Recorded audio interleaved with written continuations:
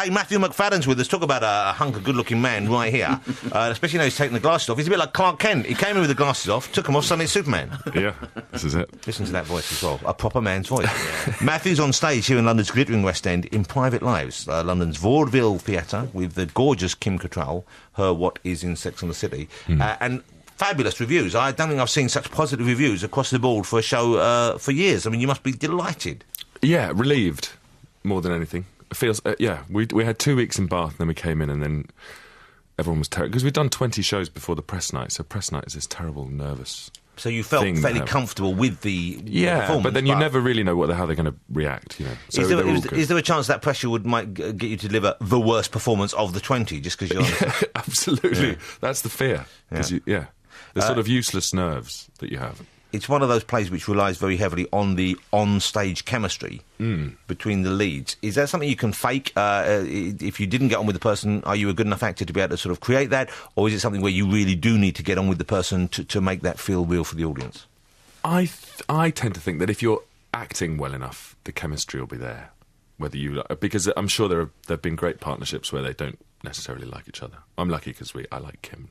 I hope she likes me. But I think good chemistry is good acting, and it means you're sort of working well together. So, and I suppose also if a play is well enough written, then the characters have a believable chemistry due to the way they are presented anyway. Exactly. Yeah. What kind of audiences do you get for it? Because here you're putting on a play, a classic, of course, but it's first appeared in like the late 20s, I think. Yeah. Even though it was late 20s, it doesn't feel dusty at all. It feels incredibly modern. I'm very perceptive about men and women. Incredibly, the idea that there's this couple who can't live without each other but can't live with each other, and they bicker and fight but they fancy the pants off each other, and so it turns on a sixpence like lots of relationships do, and one minute you're cosy and sexy and the next minute you're smashing each other in the face, or you know. Do you, when you're doing a play like that, do you base it on either your own experiences, the performance, or other people you've seen in such volatile relationships? I draw on all kinds of things, bits and bobs from here and there. But it's the laughter of recognition in the theatre that we get, because people go, and the men, there's big guffaws from the men, and then they sort of their wives give them funny looks. So it's one of those ones where, and Noel Coward, of course, being the genius writer that he was, he actually, you're right, has a sort of insight into relationships which maybe lesser writers wouldn't. Yeah, exactly. Let me ask you about your film work, because you've just finished, I believe, or fairly recently finished, working with the great Ridley Scott, or Sir Ridley Scott, I think it is. Sir, he is. Making his version of Robin Hood. Here in the UK with the occasionally volatile, but I find him quite charming, Mr. Russell Crowe as the thieving bandit Hood. Yeah. Who do you play in the film?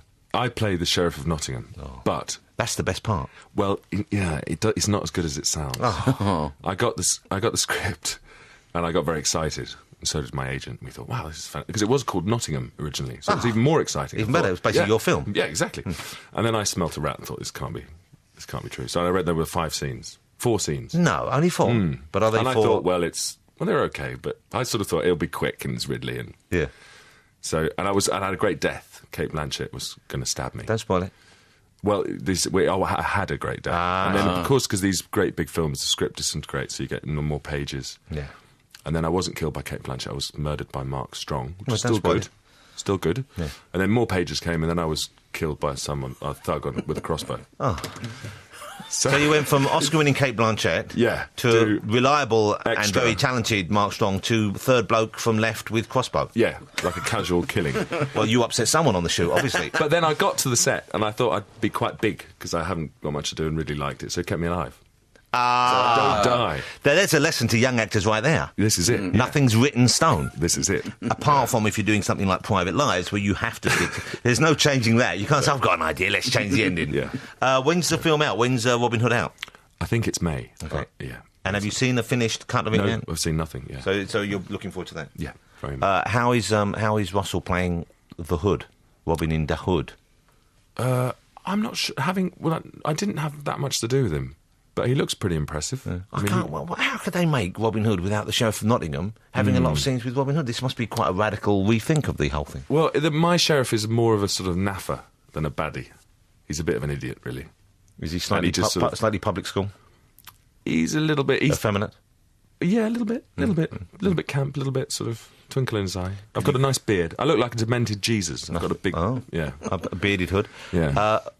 Could you give us a taste of the slightly camp voice that you're using for him? No, I can't. No, Come on, you know you want to. You know you want to. I actually can't remember what I said. Look at the hours on him. Is it like that? Oh, come on. Oh, look, he's robbing from the rich, giving the poor. Oh, can you believe it? Come on, girlfriend. Yeah, Marion.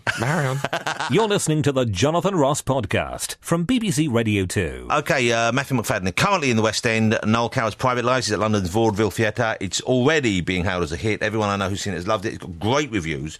And, of course, you're opposite the great Kim Cattrall. Must be quite exhausting, though, because it's one of those plays which is quite dense, the text, and there's a lot of words and there's a lot of kind of pace to it. Yeah, it's very rapid. It's it's incredibly... I've never been more tired doing a play ever, because it's so quick, it's so fast, and you can't coast for a minute. And then you go home and you've got the 3 kids waiting for you. Yeah. So that's quite... And they're young children you have, aren't they? How old are they again? They're 9, 5 and 3. Wow. And my daughter's got into the habit of getting in bed with me and Keely at 3 on the dot in the morning. That's good. Yeah, so we either sort of go through the night with elbows and knees and, or I have to take her down. You want to get a bigger bed? Yeah, that's a thought. Look, I have my dog Sweeney in bed with me every night. Really? And he's well enough behaved to go down by my feet. Really? What kind of dog is it? We've just got a dog. He's a Brussels Griffin. What does that mean? It means he's weird looking. Okay. But he's well behaved at bedtime. What dog have you got? It's called a Coton de Touliard. I think I've heard of them. Yeah, very sweet. Like a joke dog. Look just gorgeous. Small? Yeah. Now, listen, Matthew. What happened to this movie that you were in with Rupert Graves and Daisy Donnelly and Keely Halls and all those people, which I never got to see, Death at the Funeral, because I remember when it's come out and I was looking forward to it, and it kind of didn't get released, did it? No. What happened to that? It dribbled away. I don't know, actually. You got Franco's directing, you got a great cast. Yeah, a hilarious script. We had the most... It was one of those weird... It's so out of your hands when you've done a film. It just goes out and that's into the ether. But it was a hoot shooting it. And they've remade it. Chris Rock has remade it. Wow, that's what obviously was the element that was missing there. Maybe that's what it was. But it's word an for urban word. comedian from the USA. Yeah. That's weird, they've Neil remade it. DeBute has remade, and it's exactly the same story. How strange. And it looks the same. And Is it's that- sort of shot the same. Is your version out on DVD? Yeah, I think so. Well, let's track that down and we'll be able to compare it. Because I remember when you were making it, I was reading about it, I thought I'd go and see that, and it didn't get the release, it didn't seem. Yeah. I'm quite jealous of Matthew. Why? He got to play my part. Here we go. Which one's this? Henry Not the Fourth. Wiglaf. Henry again. the Fourth. Henry the Fifth. You were Hal, weren't I was you? Hal, yeah. That's the part. So why do you want to be that? Because I always thought that would be... Because I thought years ago, I thought I might consider acting. Yeah. And I learned, Wow. part of one of the speeches. I couldn't learn the whole not thing. enough. It was too long. But I thought I'd give it a go.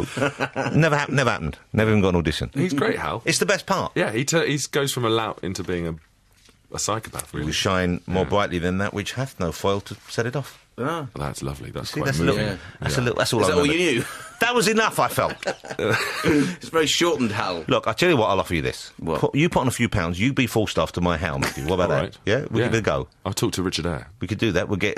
Keely can come aboard. She can be my She can doll be tear sheet Mistress for you. Quickly. Yeah, Mrs. doll tear, yeah. We're sorted. Okay. He can be the bloke who opens the castle later night. Is that it? It's one line, it's Got easy a to big remember. key? You just come down complaining, doesn't he? That's all he does. Yeah, lovely. But have you seen Orson Welles? No. Oh! Was it Chimes at Midnight? No, I haven't. Scribble down your address. I think I've got your address anyway. Scribble Okay. down your address. I'll send you a DVD of it. Where have you got Matthew's address? Never You you know mind. I got it from his wife. that. Did you? You did, yeah. I did. Sends a love, by the way. Yeah. I said I couldn't possibly.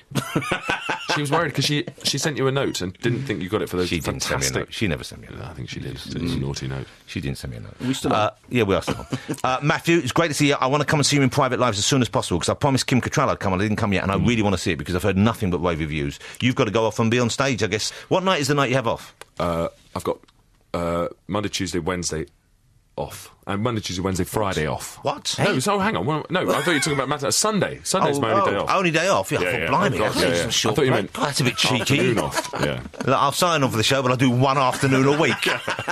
Who's he think he is? Liza Minnelli? Won't be the first time he's been mistaken for it. Matthew, great to see you. Take care. Give my love to your Thank you very missus, and I hope to see you both socially at some stage soon. Jonathan Ross, online, on digital, and on 80.